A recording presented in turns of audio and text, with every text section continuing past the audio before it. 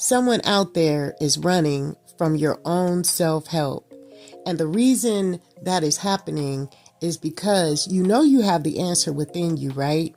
But you just don't believe you're strong enough to endure that answer. You know what the answer is, but it's far more convenient to just do what everybody else is doing, go with the flow, don't, become stronger, because then there'll be more expectations for you, because then when people see this, they're like, oh, you weren't as weak as you pretended to be. Oh, you weren't as dumbed down as you said you were. But in a world full of self-help ability, I feel the best way to help oneself is to be so real with yourself that no matter what someone else feels about you, thinks about you, or even says about you, that could be in gossip or anything like that, you're still going to successfully move forward and trudge forward instead of being stuck and stagnant. Sometimes I think about the choices that people can make based upon time frames. If something becomes a long time in its waking or in its coming forth, a lot of times people can throw themselves off the bus and say, I'm done with it. Just like, recovery, moving into recovery and trying to put yourself in a position where you say, no, I'm not going to smoke another Newport, or no, I'm not going to drink another whatever it is.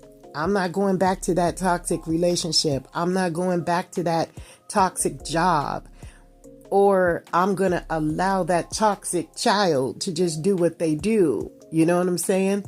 There comes a time where we must say to ourselves that we have to forgive ourselves for the many, many, many times that we went back and we redid the very things we said we were not going to do.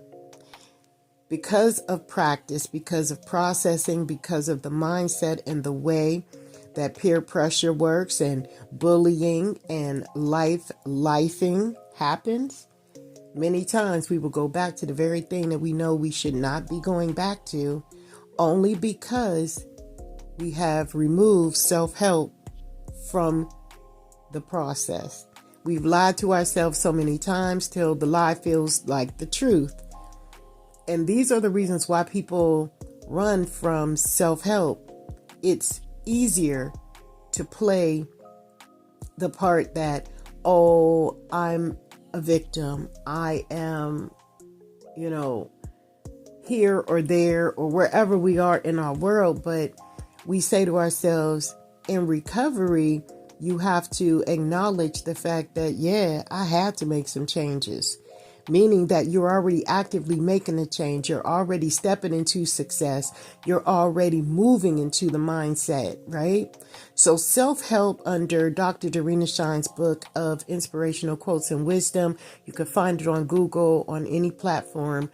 You're going to see the analogy of moving from being a victim, walking into your wisdom journey, meaning that there's going to be some things you're going to have to really, really work diligently on in order to be successful. You are not going to be able to fake it to make it. It's not something that is going to be right there for you, and it's not going to feel comfortable. You're going to have to face some of the harshest demons that you've ever internally experienced. And that is a process that most people are not willing to work on. And they turn their back on self-help because they can't trust themselves. They don't believe that they're qualified enough. They don't believe that they're good enough to make a decision for their lives. But we make a decision every day. And life's for us. So either we're going to stand up, pull them bootstraps up, and stick our chest out and keep it moving, or we're going to allow life to do it for us. And when life does it, it doesn't matter how it's going to do it. It's just going to show up and create havoc, chaos, and turmoil in our lives just to see if we're going to stand up to it or if we're going to bully and dumb down to the bully. So I want you to think about that when you're talking about self-help. We thank you so much for being here on this call, and we'll see you next time.